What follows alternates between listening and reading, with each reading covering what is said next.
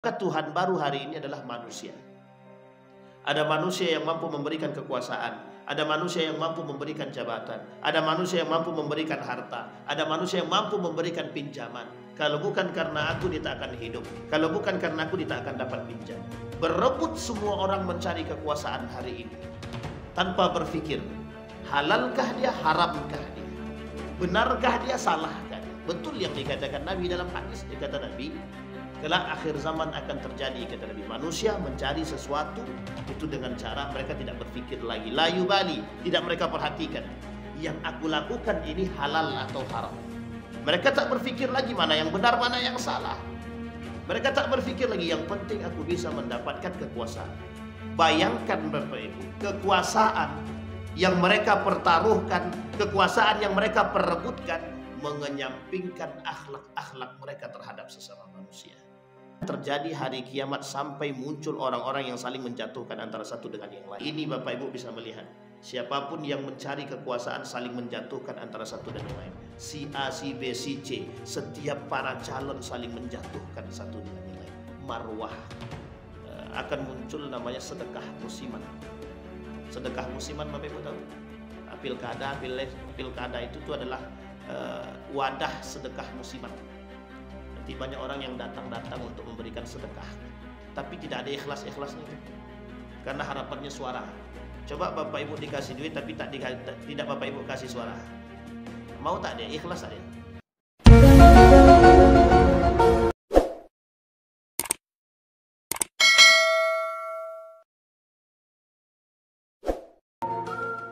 A'udzubillahi minasyaitonir rajim. Bismillahirrahmanirrahim. Assalamualaikum warahmatullahi wabarakatuh.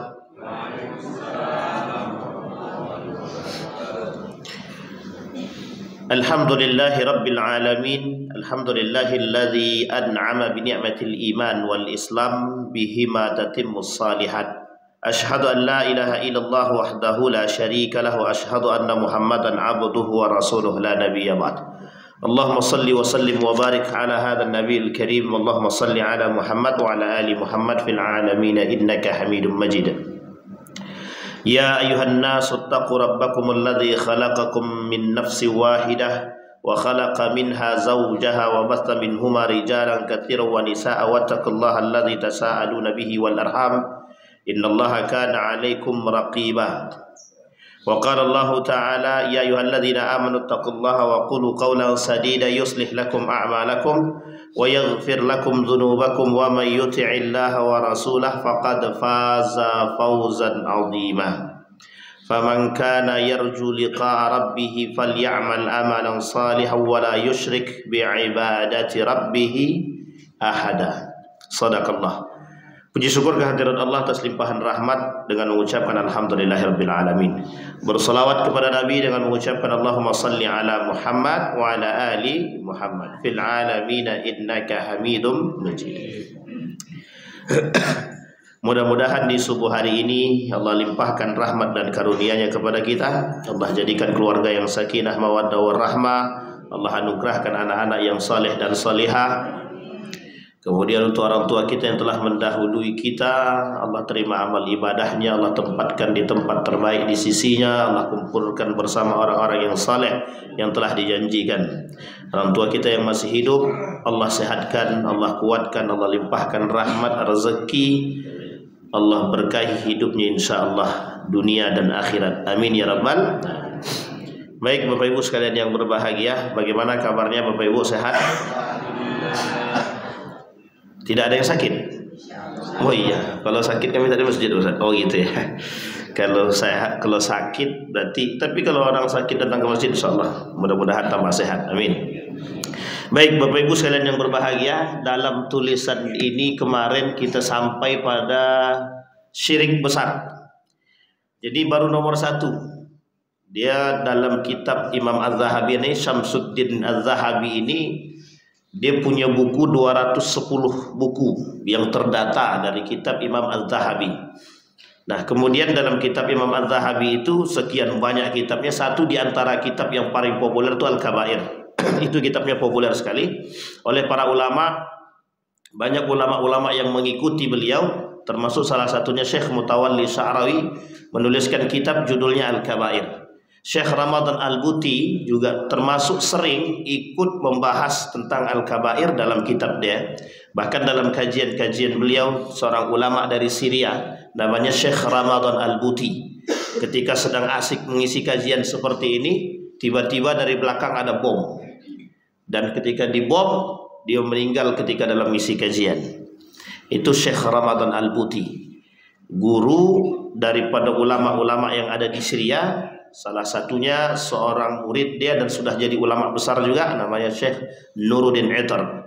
Bapak Ibu sekalian yang berbahagia, Al-Kabair ini oleh salah satu kelompok, sebutlah nama kelompok tersebut, yang muncul pada masa Ali bin Abi Thalib dan Muawiyah. Kelompok ini disebut dengan Murji'ah, yang berada di antara dua kelompok besar yang disebut dengan Khawarij dan Syiah. Jadi ada kelompok Khawarij, dulu 3 kelompok besar muncul pada masa Ali bin Abi Thalib. Nama yang pertama Khawarij, yang kedua Syiah, yang ketiga di antara kedua tersebut ada namanya Murji'ah.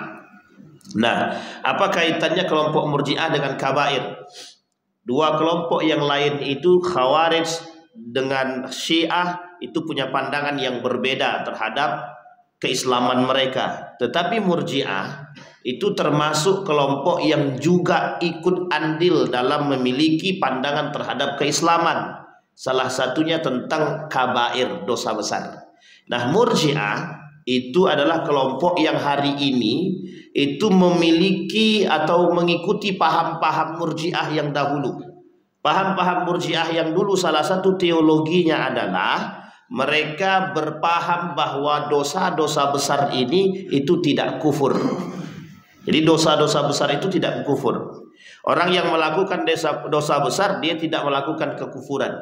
Karena keimanan itu tergantung pada hati masing-masing. Nah, ini berbahaya Pak, kelompok ini. Memang tak ada lagi Murji'ah namanya, tapi kelompok yang mengikuti teologi Murji'ah itu banyak hari ini. Orang-orang yang memudahkan dan meremehkan dosa besar. Nah, hari ini itu bermunculan orang-orang yang meremehkan dosa besar. Orang berzina dianggap tidak dosa besar. Orang mabuk dianggap tidak dosa besar. Orang berkelahi tidak dianggap dosa besar, bukan kemungkaran. Orang yang kemudian tidak sholat tidak dianggap dosa besar. Ini ada kaitannya. Kaitannya dengan apa? Kaitannya dengan menjalankan syariat Islam. Kalaulah dosa besar dianggap bukan dosa-dosa besar atau diremehkan atau disepelekan, maka apa tak lagi kalau dosa-dosa kecil. Karena dosa besar saja sudah diremehkan, apalagi dosa besar. Maka Bapak Ibu sekalian yang berbahagia, itu dosa-dosa besar oleh kelompok Murji'ah itu dianggap disepelekan. Dalam teologi mereka, mereka biasa memandang dosa besar tersebut sebagai bentuk tergantung pada iman masing-masing, hati masing-masing. Artinya apa? Semua pelaku dosa besar itu dikembalikan kepada hati dia masing-masing. Nah, kemarin kita sampai pada dosa besar yang pertama, yaitu syirik. Syiriknya kita sampai pada masa syirik yang besar. Syirik yang besar sudah kita sampaikan kemarin. Hari ini tidak ada pelaku syirik besar yang sama seperti dulu. Bukan tak ada, mungkin sudah berkurang pesat. Orang dulu nyembah patung, nyembah matahari, nyembah dan lain sebagainya, semua yang disembah. Hari ini syiriknya sudah modern. Hari ini syiriknya adalah syirik-syirik yang ada di sekeliling kita. Memang tidak disembah patung, tak nyembah pohon, tak nyembah matahari. Tapi yang disembah jauh lebih berbahaya daripada matahari, daripada patung, daripada hewan. Yang disembah pertama manusia, namanya syirik modern. Hari ini orang menyembah manusia.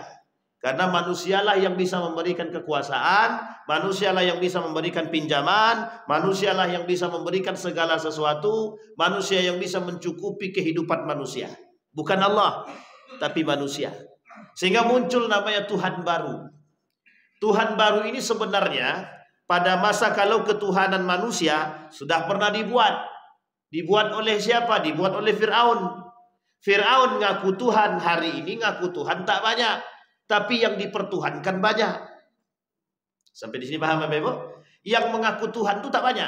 Dulu cuma ada satu orang di Banyuwangi, dalam KTP-nya disebut dengan Tuhan, kata dia. Nama siapa? Tuhan. Cuman itu saja. Dia ngaku di KTP tapi tak ngaku, dia ngaku besar. Kalau Fir'aun dia ngaku dia secara terbuka, saya Tuhan yang bisa menghidupkan dan bisa mematikan. Hari ini manusia tidak ngaku Tuhan, tapi manusia dipertuhankan.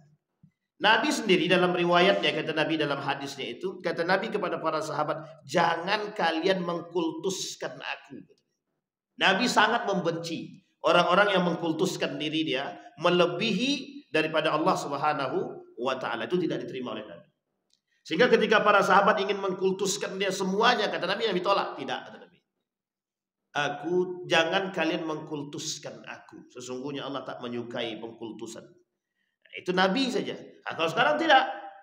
Manusia yang jadi Tuhan. Butuh apa datang ke manusia. Minta tolong apa minta ke manusia. Dia lupa akan konsep Allah itu. Datang dulu kepada Allah. Terserah Allah ketika itu Allah kasih perantara lewat siapapun. Lewat manusia kah, lewat apakah, itu Allah yang memberikan perantara dan wasilah. Tapi hari ini tidak. Orang kalang kabut, yang dicari dulu manusia. Ketika masalah timbul, ketika terdapat sesuatu dalam diri dia, ada masalah besar, dia datang dulu kepada manusia, bukan kepada Allah. Kami sudah datang kepada manusia, ya Allah, kami ikhtiar. Kapan ikhtiarnya, kapan usahanya, kapan minta kepada Allah? Minta dulu kepada Allah. Setelah minta kepada Allah, baru datang melalui perantara yang diberikan oleh Allah, entah itu manusia atau sahabat, kawan, dan lain sebagainya. Setelah itu hasil daripada usaha, baru kita bertawakal. Itu yang paling penting. Ini tidak semua masalah ditampung dalam otak. Ketika sudah dipunya masalah, langsung datang ke manusia. Bang, bisa enggak bantu aku? Pinjam aku duit saja. Ketika orang itu tak bisa, dia kecewa. Apa kata dia? Dulu aja abang aku bantu. Hari ini aku minta bantu, abang tak sanggup. Itu kalau orang berhadapan dengan manusia. Itulah kalau orang pertama kali langsung datang ke manusia. Karena ketika manusia yang mengatakan tidak mampu membantu, kita kecewa. Tapi coba kita datang dulu ke Allah. Kita serahkan dulu kepada Allah masalah tersebut. Baru kemudian kita berusaha mencari solusinya. Akhirnya apa? Ketika orang tidak mampu memberikan bantuan kepada kita, kita sudah berserah diri kepada Allah. Artinya apa? Langkah yang kita lakukan sudah sangat tepat sekali. Yang kita lakukan selama ini adalah terbalik. Datang dulu ke manusia. Maka Tuhan baru hari ini adalah manusia. Ada manusia yang mampu memberikan kekuasaan. Ada manusia yang mampu memberikan jabatan. Ada manusia yang mampu memberikan harta. Ada manusia yang mampu memberikan pinjaman. Kalau bukan karena aku, dia tak akan hidup. Kalau bukan karena aku, dia tak akan dapat pinjaman. Apa kata Allah dalam hadis qudsinya? Ya bani Adam, la takhafanna min dhi sultan, fa inna sultani baqiyan. Fa inna sultani la yanfudhu abadan. Ya bani Adam, la takhafanna min dhiqi rizqin. Fa inna khazaini mulanatun, fa inna khazaini la yanfuzu abadan. Dua, dia panjang hadisnya, Pak. Apa kata Allah dalam hadis qudsi tadi? Anak bani Adam, sadar kalian, sadar. Sadar kata Allah. Jangan pernah takut akan kekuasaan. Jangan pernah takut hilang kekuasaan. Jangan pernah takut tidak mendapatkan jabatan. Jangan pernah takut dengan orang yang punya jabatan. Jangan takut dengan orang yang punya kekuasaan, kata Allah. Fa inna sultani baqiyan. Sesungguhnya kekuasaanku lebih kuat daripada mereka. Itu Allah kata. Tapi manusia tetap tak datang kepada Allah. Tapi manusia tetap datang kepada manusia. Ini Bapak Ibu sudah tahu konsep itu. Dan saya sudah jelaskan itu di pertemuan yang sebelumnya. Artinya apa? Kita terlalu mempertuhankan manusia. Yang kedua, manusia yang Tuhan yang kedua, kekuasaan, jabatan. Berebut semua orang mencari kekuasaan hari ini tanpa berpikir halalkah dia, haramkah dia, benarkah dia, salahkah dia. Betul yang dikatakan Nabi dalam hadis. Dia kata Nabi, sayati 'alan nasi zamanun la yubali bima akhadha am minal halal am minal haram. Kelak akhir zaman akan terjadi, kata Nabi, manusia mencari sesuatu itu dengan cara mereka tidak berpikir lagi, la yubali, tidak mereka perhatikan yang aku lakukan ini halal atau haram. Mereka tak berpikir lagi mana yang benar, mana yang salah. Mereka tak berpikir lagi, yang penting aku bisa mendapatkan kekuasaan. Bayangkan Bapak Ibu, kekuasaan yang mereka pertaruhkan, kekuasaan yang mereka perebutkan, mengenyampingkan akhlak-akhlak mereka terhadap sesama manusia. Bayangkan kata Nabi dalam riwayat Nabi, dalam hadis Nabi, tidak akan terjadi hari kiamat sampai muncul orang-orang yang saling menjatuhkan antara satu dengan yang lain. Apa maksudnya? Orang-orang yang suka mencari aib orang lain. Hari ini Bapak Ibu bisa melihat, siapapun yang mencari kekuasaan saling menjatuhkan antara satu dan yang lain. Si A, si B, si C, setiap para calon saling menjatuhkan satu dengan yang lain. Marwah. Benar apa salah perbuatan demikian?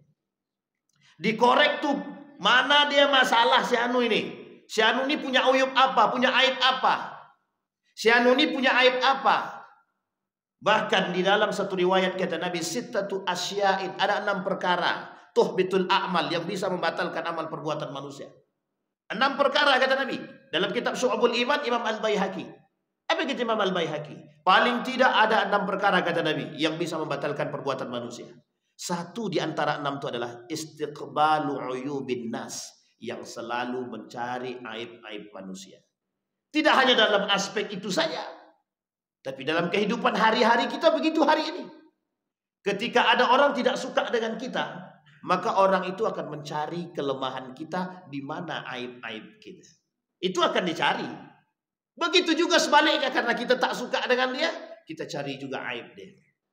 Padahal Allah memerintahkan dalam hadis Nabi tersebut, man satara musliman satarallah yaumal qiyamah. Yang menutup aib umat muslim, Allah tutup aibnya sampai pada hari kiamat. Bayangkan.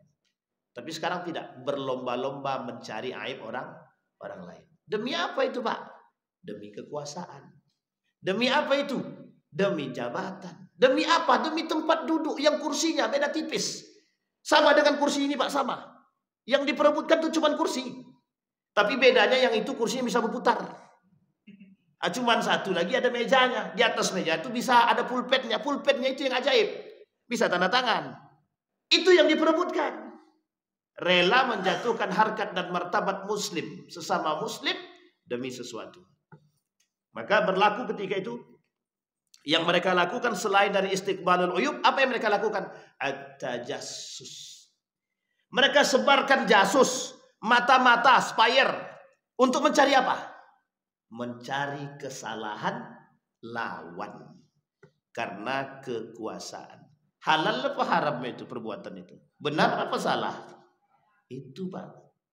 Cuman kan kita ini menikmati kontestan itu gitu loh, Pak. Kontestasinya itu kita nikmati. Kita yang tahu kita nikmati. Harusnya kalau kita yang tahu kita peringatkan. Jangan sampai kita diam. Salah kalau kita diam, salah. Memperingati orang hukumnya, menasehati orang yang melakukan kesalahan yang fatal.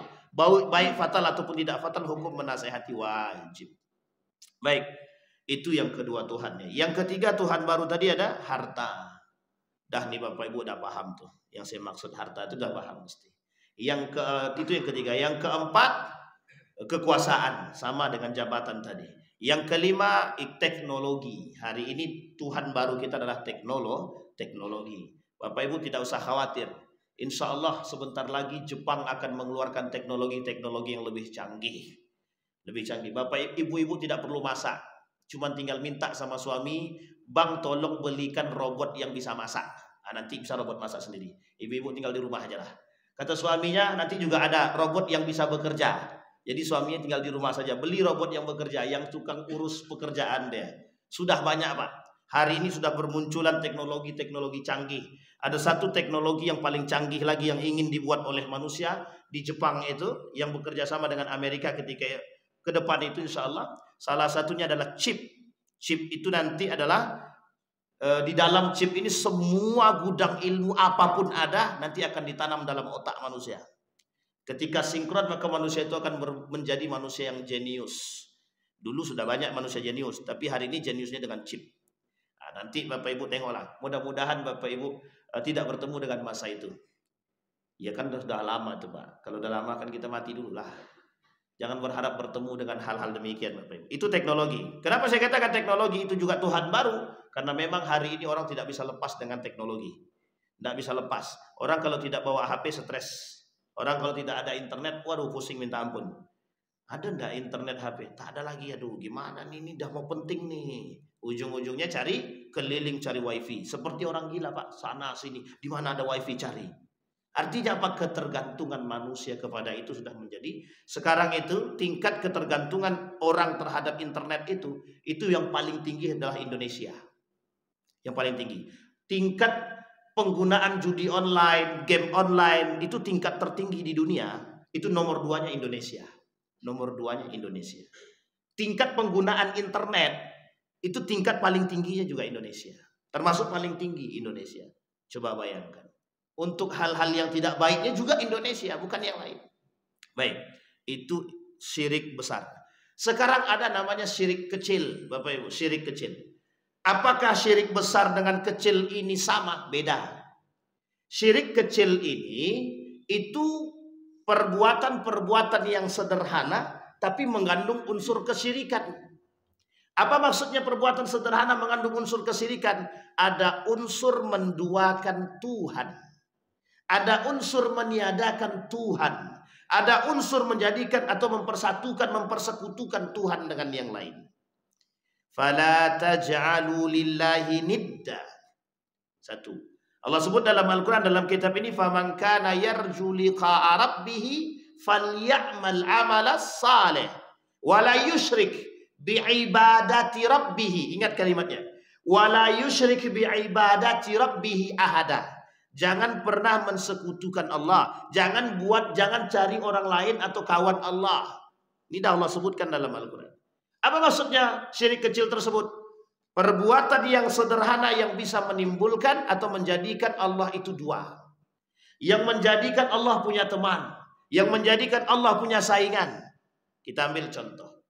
Salah satu perbuatan yang bisa menghancurkan manusia itu adalah i'jabur rajul binafsihi. Manusia yang suka menganggap diri dia lebih daripada yang lain dan suka mengaku-akukan diri. Apa maksudnya sifat itu? Namanya ujub. Bapak Ibu pernah dengar kalimat itu? Sifat ujub itu ada apa tidak dalam diri manusia? Yang suka membangga-banggakan diri ada apa tidak? Yang menganggap diri lebih baik ada apa tidak? Dia Tuhan baru. Dia sedang menganggap diri dia Tuhan sebenarnya. Tapi setiap perbuatan dia didahului dengan perbuatan demikian. Kalau bukan karena aku, itu dulu aku itu yang buat. Unsur sombong, riak dan dalam itu. Nah ini perbuatan sederhana, tapi kadang-kadang manusia lupa kontrol mulut. Lupa kontrol mulut, lupa kontrol hati. Yang terjadi apa? Mengucapkan sesuatu, merasa hebat diri dia di hadapan yang lain. Kalau bukan karena aku, masjid Musala Babu Salam itu tak akan ada. Aku yang bangun kemarin tuh. Itu dana dari aku 50 juta tuh. Semua dari aku. Emang 50 juta bisa bangun apa? Kan begitu. Ini bahasa sederhana. Apa maksudnya di situ ujub? Ujub. Perbuatan ujub tadi menimbulkan perbuatan yang lain disebut dengan riya, pamer, sum'ah, takabur, angkuh menjadi satu perbuatan ini dalam diri orang tersebut. Nah, perbuatan ini adalah contoh daripada perbuatan syirik kecil. Berbahaya atau tak berbahaya syirik kecil itu? Kalau syirik besar jelas bahaya besar. Kalau syirik kecil jauh lebih berbahaya. Karena syirik besar nampak, syirik kecil tak nampak. Syirik besar itu jelas di depan mata manusia. Kalau syirik kecil dia dalam hati manusia. Imam sedang imam, tiba-tiba ada orang yang datang baru datang dan dia hafal Quran. Apa kata dia dalam hati dia? Kalau tahu kayak gini imamnya, mending aku jadi imam. Baguslah bacaan aku lagi deh. Dalam hati. Boleh apa salah? Salah. Nampak apa tak nampak? Syirik apa tak syirik? Syirik. Ada orang salat karena dia bagus, hafal Qurannya mantap, bacaannya bagus. Allahu Akbar. Dibuat-buat dia. Bismillahirrahmanirrahim. Biar orang mendengar bacaan dia bagus. Biar orang memuji dia. Betul apa salah perbuatan itu? Sekalipun dia hafal Al-Quran, kalau tujuan dia pamer, itu merusak amal ibadah dia. Apa dampak konsekuensi daripada perbuatan syirik kecil tadi? Tak Allah terima amal ibadah dia, tak Allah terima. Man shalla yura'i faqad asyraka, man sama yura'i faqad asyraka, man tasaddaqa yura'i faqad asyraka. Yang salat untuk mengharapkan pandangan manusia, untuk dilihat orang, untuk dipuji orang, membaca Al-Quran untuk dipuji orang. Mereka ini kata Allah melakukan perbuatan syirik, kata Nabi. Faqad asyraka. Mereka sudah syirik. Syiriknya kecil apa besar? Syirik kecil. Syirik kecil itu jauh lebih berbahaya daripada syirik besar. Karena syirik kecil itu tertanam di dalam hati. Kalau syirik besar, itu jelas kekufurannya. Tapi kalau syirik kecil, mereka tidak sadar mereka sedang melakukan itu. Mereka kira itu perbuatan tidak salah. Ternyata tidak mendapatkan perhatian dari Allah. Bahkan Allah hapus amal ibadah mereka. Habitat a'malahum. Syirik kecil. Lebih berbahaya atau lebih tidak berbahaya? Sangat berbahaya. Terjadinya perpecahan karena apa? Hasad, dengki, dan lain sebagainya. Terjadinya kehancuran, perpecahan, dan lain sebagainya disebabkan karena sifat-sifat tersebut. Ada orang yang riak, menganggap segala macam dilakukan dengan riak. Pamer, takabur, sombong, angkuh, selalu mereka lakukan. Untuk apa? Tujuannya cuma satu, dunia, tak ada yang lain. Kata Nabi, dalam riwayat yang lain, hadis ini hadis qudsi. Kata Allah begini, untuk apa kalian fima ta'allamtal ilma? Kata Allah, fima ta'allamtal ilma? Ta'allamtul ilma fika. Kata Allah, kadzabta. Wa taqulul malaika kadzabta. Apa kata Allah? Hei manusia, untuk apa kalian belajar ilmu? Kata manusia tadi, aku belajar ilmu untukmu Allah. Apa kata Allah? Kata Allah, ente dusta. Ta'allamtal ilma liyuqalu aliman. Kau belajar ilmu tuh biar dipanggil orang itu kau pintar. Tak qara'tal Qur'an liyuqalu qari'an. Kau baca Quran, tapi biar orang mendengar kau baca dengan suara yang bagus, jangan lantang, tapi biar orang mendengar suaramu. Tujuanmu apa? Liyuqalu qari'an, agar kau dipanggil hafiz, agar kau dipanggil qari. Maka sekarang bermunculan Muhammad Ridwan Al-Hafiz. Al-Hafiz. Tak kita buat marah dia. Muhammad Ridwan saja. Itu kurang tuh belakangnya. Apa belakangnya? Al-Hafiz. La ilaha illallah. Berlomba-lombalah kalian. Maka tak salah ketika Nabi mengatakan dalam riwayat yang lain. Kata Nabi, inna munafiqi ummati qurra. Kelak yang menjadi orang-orang munafik itu, kata Nabi, dari kalangan umatku, itu para munafik. Artinya apa? Orang-orang banyak pandai baca Quran, mengerti Al-Quran, tapi munafik. Yadkhuluna al-masajida wa la yusalli fihi bal yatabaha, kata Nabi. Mereka masuk ke dalam masjid tapi mereka tidak sholat. Cuma tujuannya membangga-banggakan di. Ada orang begitu, Bapak Ibu? Tidak ada di sini kan? Alhamdulillah. Maksudnya tak tahu, maksudnya kan gitu. Tak tahu apakah ada atau tidak kan begitu. Ini harus kita lihat kepada diri kita sendiri. La yura'i bi amalihi ahadan. Dia tak berharap, kata beliau, kata Imam Az-Zahabi, orang itu tidak berharap untuk dipandang ketika dia beribadah. Itulah yang terbaik.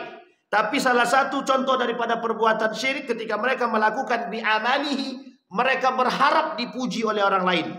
Mereka berharap dipandang oleh orang lain. Maka kata Nabi, waqala iyyakum wasyirkil asghar. Jauhi oleh kalian syirik-syirik kecil tersebut. Qalu ya Rasulullah, wa masyirkul asghar? Qala ar-riya. Apa tadi Bapak Ibu? Riya. Sudah tahu riya ini Bapak Ibu? Nah, jangan kasih anak nama riya tak. Lain cerita nanti. Ini namanya riya atau memang riya betulan secara sifat itu? Na'udzubillahi min dzalik. Yaqulullahu ta'ala yauma yujazil ibad bi'a'malihim idhabu ilal ladzina kuntum tura'un. Gitu deh. Apa kata Allah? Hei manusia, kata Allah, kalian kan hidup di muka bumi bukan untukku. Nah sekarang kalian kembali. Kembalilah kepada orang yang selalu menjadi tujuan kalian. Kalian berbuat untuk dipuji manusia, minta pahala sama manusia yang kalian minta pujian dari mereka. Nah ini Bapak Ibu, yang berat tuh di sini memang. Kadang kalau tak dipuji itu dia merasa, padahal aku yang buat awak tak dipujinya. Itu dia. Selalu menganggap diri merasa memiliki punya peran, berjasa. Selalu merasa berjasa. Padahal sama sekali tak punya jasa. Namanya kalau pengen pakai jasa, tulis nama di situ. Jasa. Itulah manusia hari ini. Makanya mohon maaf Bapak Ibu, jangan tersinggung, jangan tersinggung.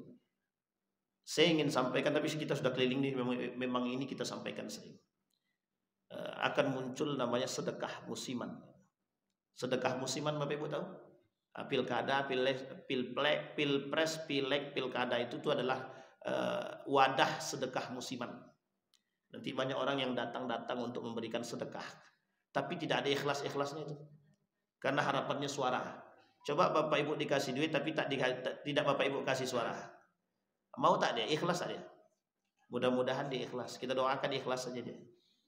Tapi mungkinkah dia ikhlas? Wallahu a'lam bishawab. Bukan hanya mereka, kita juga begitu kadang-kadang. Mohon maaf ya Bapak Ibu, mohon maaf betul. Kita juga begitu kadang-kadang. Ketika kita ada maunya, kita dekati orang tersebut, kita lakukan kebaikan. Ternyata ada maunya.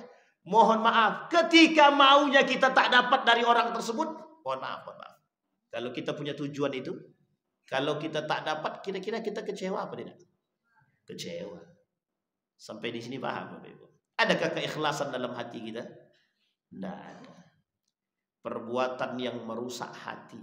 Perbuatan yang merusak hati. Fanzuru hal tajiduna indahum jazaan, kata Allah. Datang kepada mereka, bisakah mereka memberikan pahala, kata Allah? Tidak bisa. Wa qala, Nabi berkata, yaqulullah, hadis kursi, man amila amalan asyraka ma'i fihi ghairi fahuwa lilladzi asyraka wa ana ma'ahu wa ana minhu bira'i. Kata Allah, barang siapa yang melakukan perbuatan dan mereka syirik, dia jadikan aku punya teman, dia jadikan aku punya sekutu, kata dia, maka mereka sedang melakukan kesyirikan kepadaku, dan mereka juga bersama dengan temannya sudah menduakan diriku dan menjadikan aku teman bagi mereka. Coba bayangkan, orang yang melakukan perbuatan riya itu dianggap apa? Syirik. Syiriknya meskipun kecil tapi lebih berbahaya. Coba Bapak Ibu tumpuk. Pertanyaannya adalah 70 tahun melakukan perbuatan amal ibadah, sholat tahajudnya, duhanya, sekali tergelincir lidah dan diaminkan oleh hati, habis Pak. Berapa umur? 65. Bagaimana ibadah? Oh baik, alhamdulillah, saya ini kayaknya penghuni surga nih, karena saya rajin sholat. Tergelincirlah hanya karena lisan, diamini oleh hati. Akhirnya apa? Tak berlaku Pak, amal ibadah dia tadi habitat, dibakar oleh Allah. Maka ada namanya nawaqidul Islam. Kata Syekh Abdul Wahab At-Tamimi itu ada 10 yang membatalkan keislaman seseorang. Salah satu di antara 10 itu adalah yang menganggap perbuatan mereka itu melebihi daripada kekuasaan Allah. Artinya apa? Mereka beranggap nikmat yang datang kepada mereka itu bukan karena Allah, tapi karena manusia, karena diri dia. Baik Bapak Ibu sekalian yang sampai sini paham Bapak Ibu? Alhamdulillah. Ini paling penting nih Bapak Ibu. Penyakit ini, syirik kecil ini selalu dibuat oleh manusia. Maka Bapak Ibu, ketika Bapak Ibu mendapatkan pujian dari manusia, memang ganteng lah anak tuh ya, emang bagus suara kamu ya, apa yang harus kita lakukan Bapak Ibu? Ucapkan alhamdulillah dan ucapkan a'udzubillah. Pertama alhamdulillah, kemudian na'udzubillah atau a'udzubillah. Kenapa demikian? Dan beristighfarlah kepada Allah. Ali bin Abi Thalib naik ke atas mimbar untuk khutbah Jumat. Ketika naik ke atas mimbar untuk khutbah Jumat, setelah dia khutbah dia turun. Selesai salat Jumat, apa kata Ali kepada sahabatnya? Bagaimana menurutmu khutbahku? Katanya. Apa kata sahabat dia tadi? Apakah engkau ingin memasukkan dirimu ke dalam neraka? Katanya. Hanya karena perbuatan ingin mendapatkan sedikit pujian. Sekelas Ali bin Abi Thalib. Itu sekelas Ali bin Abi Thalib. Hari ini ada Ali bin Abi Thalib? Tidak ada. Ada yang lebih alim daripada Ali bin Abi Thalib? Tidak ada. Ada manusia yang lebih alim daripada. Ada yang lebih alim dari Abu Bakar Siddiq. Ada yang lebih kuat, yang lebih betul-betul mencimplak baginda Nabi hari ini? Tidak ada. Daripada sahabat Nabi. Ada yang lebih mulia daripada sahabat Nabi hari ini? Tapi mereka sekelas Ali bin Abi Thalib mampu tergelincir. Kemudian beristighfar Ali bin Abi Thalib. Na'udzubillahi min dzalik, kata dia. Itu terjadi Bapak di sekelas sahabat. Apalagi yang kita ini bukan sekelas sahabat. Lebih daripada itu, setan itu datang. Dalam kitab Talbisul Iblis itu Bapak Ibu, setan itu akan cari cara apapun untuk menggelincirkan manusia itu, termasuk dalam perbuatan baik. Termasuk dalam perbuatan. Tak berhasil dia menghasut orang untuk melakukan dosa besar, tak berhasil dia melakukan orang dalam perbuatan yang buruk, dia dalam perbuatan baik. Alhamdulillah, ini setan bisik begini. Alhamdulillah, kau sudah hafal 30 juz. Sampaikan kepada kawan-kawanmu kalau kau sudah hafal 30 juz. Buat gelar di belakang itu. Apa gelarnya? Al-Hafiz. Nah, setan yang bisikkan, Pak. Setan yang bisikkan. Kau sudah dipuji orang hari ini. Kau sudah dipanggil gelar Al-Hafiz. Naikkan badanmu, busungkan. Setan yang bisikan, setan yang membuat kita tergelincir, setan. Setan cuma cari apa Bapak Ibu? Cari kawan. Jadi kalau ada orang seperti itu kira-kira tak mungkin pula Bapak Ibu bilang dia setan kan? Nah, itu muskilah. Baik Bapak Ibu sekalian yang berbahagia. Kita masuk pada poin yang kedua. Sekarang kita masuk al-kabirah ats-tsaniyah. Dosa besar yang kedua. Dosa besar yang kedua itu adalah qatlun nafs. Apa artinya qatlun nafs? Membunuh jiwa. Wa may yaqtul mu'minan muta'ammidan fajazaohu jahannam khalidan fiha wa ghadiballahu alaihi wa la'anahu wa 'adda lahu 'adzaban 'azima. Ini kita konversikan dalam keadaan terbaru kita hari ini. Kata Allah kata Imam Az-Zahabi, nomor 2 daripada dosa besar itu Allah sebutkan di dalam Al-Quran adalah membunuh jiwa, membunuh manusia. Mungkin Bapak Ibu tak membunuh manusia. Dosanya adalah dosa besar. Nerakanya adalah neraka jahanam. Neraka apa Bapak Ibu? Jadi kalau ada orang hari ini yang suka membunuh manusia, tapi jangan sampaikan ke dia kalau kau ini neraka jahanam, jangan sampaikan.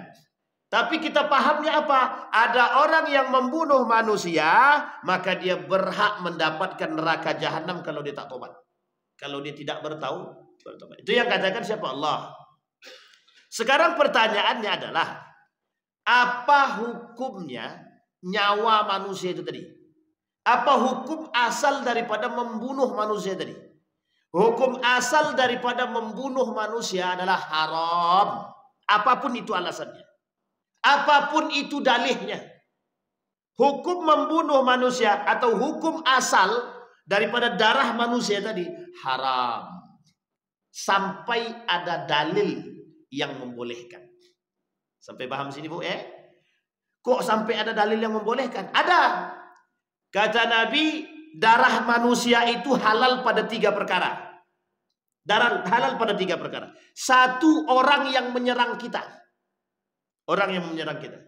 Misal ada musuh nih Yahudi menyerang kita. Kita boleh tak bunuh dia? Kalau kita tak bunuh dia, kita yang dibunuh dia. Kalau bahasa lainnya kata Imam Hasan Al-Basri, mati awak, mati bodoh. Inilah bunuhlah aku kita. Biar kita dapat, itu namanya mati dalam keadaan kebodohan. Kata Imam Hasan Al-Basri. Artinya apa? Membunuh manusia memang hukumnya haram. Tapi kalau mereka menyerang kita, kita boleh menyerang mereka. Sekalipun mohon maaf ketika itu mereka harus mati. Wa qatiluhum kata Allah. Perang mereka ketika mereka diserang. Kalau ketika kita diserang. Umirtu an uqatilan nas kata Nabi. Aku diperintahkan oleh Allah untuk bertahan, menyerang mereka. Kalau mereka menyerang kita, kalau mereka tak serang kita, jangan serang dia. Pengeboman bom Bali, itu dosa apa tak dosa itu? Apakah mereka tahu bisa jadi orang-orang yang di Bali itu mendapatkan hidayah? Tahu tak mereka? Yang punya hidayah siapa? Innaka lan tahdi man ahbabta, walakinnallaha yahdi man yasha. Jangan main bunuh-bunuh saja. Tapi aku dah terlanjur pitap nih. Dan naik emosi aku. Tauhid semua itu di sana katanya. Adik bomnya lah. Inilah teroris, kelakuan teroris hari ini. Semua dibom. Masalahnya yang dibom tuh kok pos kecil-kecil gitu loh. Kenapa tak pos-pos yang besar-besar yang dibomnya? Itu tadi. Eksistensinya kurang. Mereka hanya ingin menakut-nakuti orang-orang yang beriman. Mereka hanya ingin menakuti orang-orang yang lain. Mereka anggap diri mereka benar. Hati-hati. Teroris ini berbahaya Bapak Ibu. Karena pahamnya juga keluar dari jalur yang sesungguhnya. membunuh orang sesuka. Maka hukum itu yang pertama. Boleh kita membunuh orang kalau kita diserang. Yang kedua, kalau kita ingin dibunuh orang. Wa qatlun nafas bin nafas. Dalam arti lain qisas. Bapak ibu dibunuh, mohon maaf, si A dibunuh, pula bapak ibu pula ya. Si A dibunuh. Maka hukum yang bisa diberikan kepada dia hukum yang sama. Kalau dia membunuh orang, maka hukumnya hukum mati. Sampai sini paham Bapak Ibu? Kenapa Cina menerapkan hukum gantung, hukum mati bagi pelaku koruptor? Karena para koruptor itu sudah membunuh sekian banyak jiwa. Dengan diambilnya duit mereka, banyak orang yang miskin, banyak yang mati. Diterapkan oleh Cina hukum gantung. Namanya hukum mati. Sampai di sini paham Bapak Ibu? Yang dihukum satu, yang dia bunuh banyak. Apa bahasanya di dalam Al-Quran? Kata Allah dalam Al-Quran itu, mereka faka'adna ma qatalan nasa jami'an. Orang yang membunuh satu jiwa, kata Allah, faka'adna ma qatalan nasa jami'an. Seperti mereka sudah membunuh sekian banyak jiwa. Tapi orang yang sudah menghidupkan satu orang, mereka seperti sedang menghidupkan manusia-manusia yang lain. Sampai di sini paham Bapak Ibu? Begitu berharganya jiwa manusia. Nah, sekarang Bapak Ibu boleh lihat di televisi. Buka televisi itu. Apa berita yang muncul? Si Anu mati dibunuh suami. Si A mati dibunuh anak. Si bapak membunuh anak yang baru lahir. Pokoknya kasusnya pembunuhan saja. Kata Nabi dalam riwayat yang lain, meskipun hadis ini dhaif, kata Nabi, tidak akan terjadi hari kiamat sampai kalian akan melihat pembunuhan merajalela. Orang yang mati itu sekian banyak. Setiap hari itu ada yang mati. Dan kematian itu yang terus dapat. Di Jepang itu per tahun yang mati itu 1 juta lebih. Yang mati per tahun. Yang mati per tahun itu 200.000. Yang tumbuh tak sampai 100.000. Jadi hari ini Jepang krisis manusia. Hari ini Jepang krisis manusia. Baik Bapak Ibu sekalian yang berbahagia. Walladzina la yad'una ma'allahi ilahan akhar wa la yaqtuluna an-nafsa allati harramallahu illa bil haqq, kata Allah. Jangan kalian membunuh manusia kecuali yang memang diizinkan oleh Allah, yang memang dibenarkan oleh Allah. Satu lagi yang ketiga. Dia tadi nomor satu yang boleh dibunuh orang yang memerangi kita. Yang kedua qatlun nafs bin nafas. Ketika dia membunuh orang maka jazauhu qatlun. Balasan daripada orang yang membunuh dalam Islam adalah dibunuh, kisos namanya. Yang ketiga orang yang murtad. Orang yang murtad. Kata Nabi, irtadda an dinihi. Orang yang murtad darah dia halal untuk kita bunuh.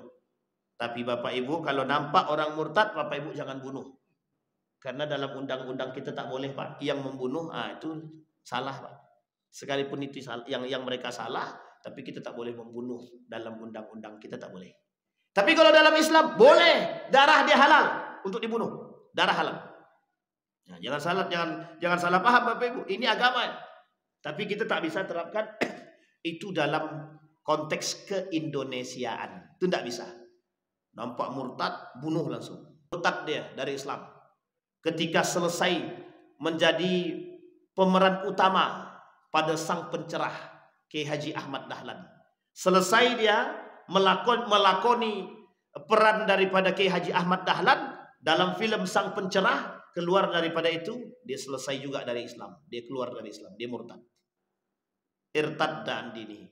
Harakah dia sedalam agama kita halal, dalam agama kita halal. Tapi dalam undang-undang tidak. Sekarang terserah Bapak Ibu mau pilih yang mana. Ya tak mungkin pula kami membunuh orang. Ayo sudahlah kalau begitu. Doakan saja mudah-mudahan dapat hidayah balik. Makanya Bapak Ibu hari ini tuh mohon maaf, karena kelemahan hukuman itu. Karena kelemahan hukuman. Orang gontak-ganti agama hari ini. Keluar masuk, murtad mu'alaf, murtad mu'alaf, murtad mu'alaf. Begitulah terus. Terus begitu. Artinya apa? Mana yang paling enak lah hari ini. Oh ternyata lebih enak agama itu, masuk deh.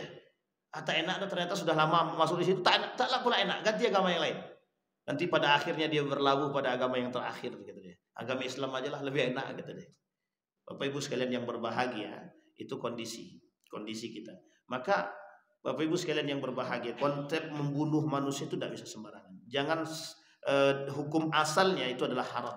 Dan neraka yang sudah dijanjikan oleh Allah kepada orang pelaku pembunuhan itu adalah neraka neraka jahanam. Tetapi Bapak Ibu, sebesar apapun dosa membunuh tersebut, Allah masih membuka babat taubah.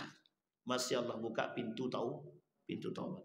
99 yang dibunuh dalam hadis Al-Arba'in yang dikumpulkan oleh Imam Nawawi dalam kitab Al-Arba'in Nawawi. 99. Datang dia ke rahib. Sampai di rahib, apa kata rahib? Allah tak ampun orang macam kau ni. Kau ni penghuni neraka. Dosa saja yang kau lakukan. Dibunuhnya rahib tadi. Jadi 100 yang dibunuh sama dia. Genap 100 orang. Dulu ada Pak, tahun 90-an kalau saya tak salah. Ada seorang di Medan itu. Siapa namanya itu? Perempuan pula tuh namanya. Yang mohon maaf. Setelah diperkosa atau dizinahi baru dibunuh. Di Medan itu, Sumatera Utara. Dulu familiar sekali itu. Siapa Pak? Astagfirullahaladzim. Ada namanya. Itu sudah membunuh 99 wanita. Yang sudah dizinahinya 99 dan dibunuhnya ke 99 tadi. Tinggal satu lagi. Nah, ketika ingin satu tersebut, tertangkaplah dia. Jadi dia ingin mengikuti jejak orang itu tadi. Jadi 9. Cuman masalahnya yang dibunuh nih, kalau yang dalam hadis tadi yang dibunuh campur. Baik manusia laki-laki itu pun perempuan. Kalau ini tidak. 99 itu semuanya perempuan. Saya lupa pula namanya siapa ya. Siapa Pak? Lupa. Dari Sumatera Utara. Dari Medan. Ya itulah pokoknya yang dijadikan tumbal. Pokoknya yang diambil air liurnya dan lain sebagainya untuk kekuatan kebal itu segala macam. Dan abadi gitu deh. Kalau sudah sampai 100 nanti saya bisa abadi gitu deh. Padahal itu tak salah. Qala al-Imam Abu Sulaiman rahimahullah, hadza innama yakunu kadzalika idza lam yakuna yaqtatalani ala ta'wil, innama yaqtatalani ala adawatin bainahuma wa usbiyah wa asabiyah au talaba dunya au riyasah au uluwah. Apa yang menyebabkan mereka saling berbunuhan? Yang menyebabkan mereka saling berbunuhan itu sederhana, dunia, riyasah, uluwah. Apa arti ketiga itu Pak? Dunia Bapak Ibu tahu? Mencintai dunia. Karena dunia manusia bisa berbunuhan. Betul apa salah? Tukang parkir mau dia bunuh ke orang lain kalau diambil tukang parkir dia Bapak Ibu. Dan ini kejadian nyata. Keluarga saya itu ada yang tukang parkir, paman saya itu. Yang ngambil parkir dia juga keluarga dia. Ditikamnya Pak. Untung tak mati. Ditikamnya. Hanya karena lahan parkir tuh. Sekarang pertanyaannya mohon maaf. Coba bayangkan. Hanya karena lahan parkir bisa pembunuhan. Itu karena apa sekarang? Kiblatuhum nisa'uhum kiblatuhum wa himmatuhum butunuhum. Perut mereka menjadi tujuan utama. Alasan mereka sederhana Pak. Kami ini orang miskin. Kami ini tak bisa makan. Pencarian kami satu-satunya adalah parkir ini. Sekarang kami dapat parkir, kemudian direbut, dihabisi. Akhirnya apa yang terjadi? Mohon maaf. Karena kurang iman, dibunuh ya Pak. Ditikam ya. Itu sama saudara itu. Bukan sama yang lain. Karena yang kedua, riasah, kekuasaan, jabatan. Kursi tadi, yang kursi hangat tadi. Padahal tak ada hangat-hangatnya.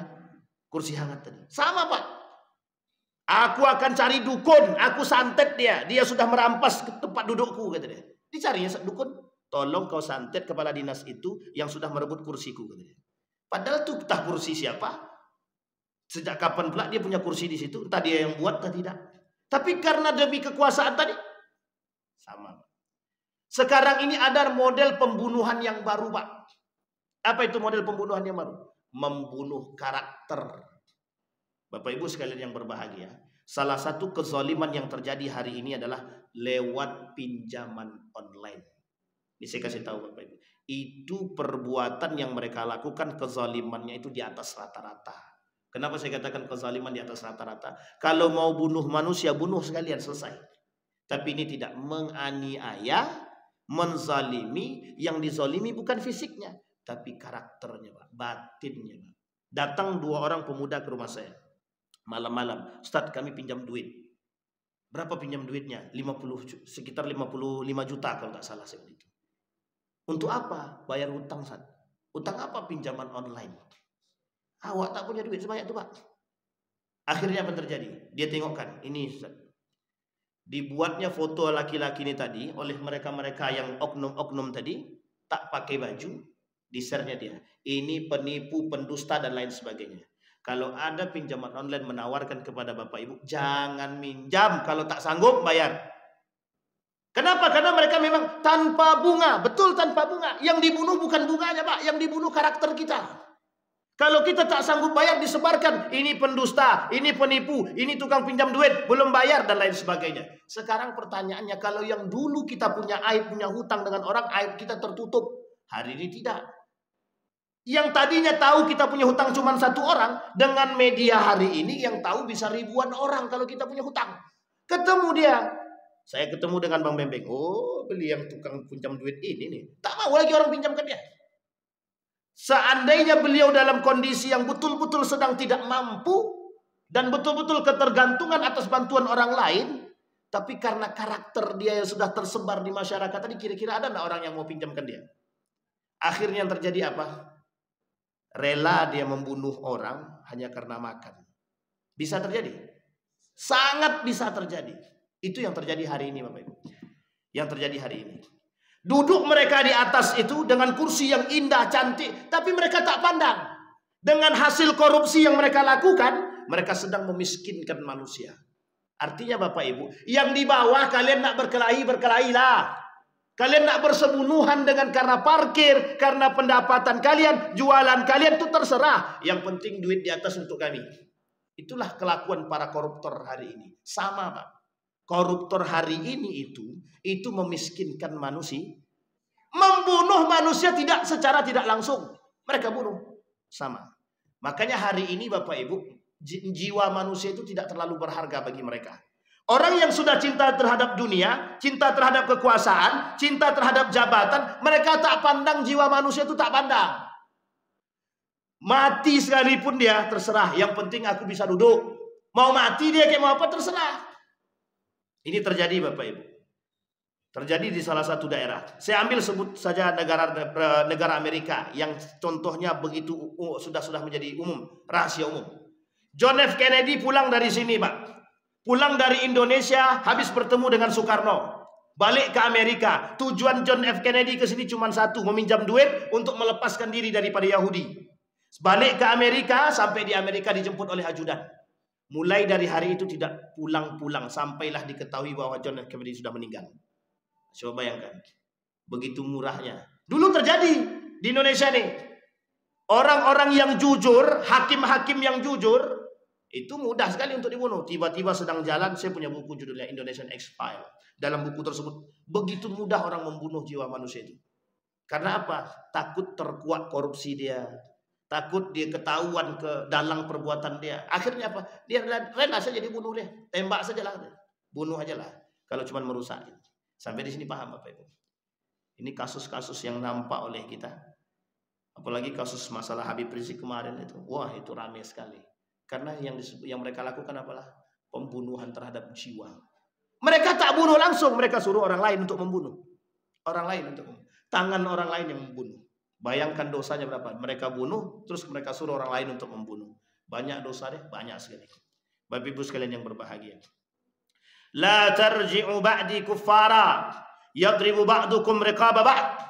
Jangan kalian saling kembali kepada perbuatan jahiliyah, kembali kepada kekafiran, kembali kepada kekufuran yang antara satu dengan yang lain saling memakan daging sahabat dia sendiri, saudara sendiri.